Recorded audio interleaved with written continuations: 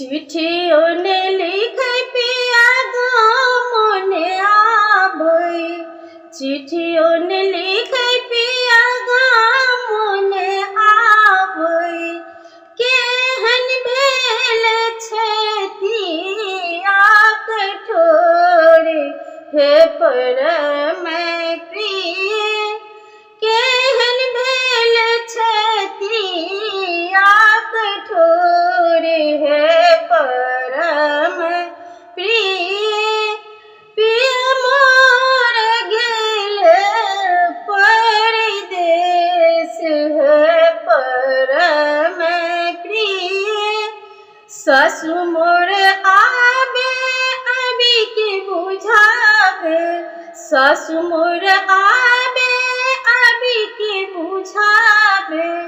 ननदो कहे दिल बात है परम प्रिय, ननदो कहे दिल बात है परम प्रिय।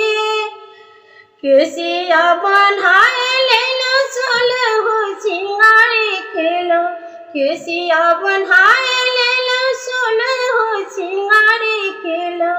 बैसी गेलो पिया के उदेश है परम प्रिय, बैसी गेलो पिया के उदेश है परम प्रिय।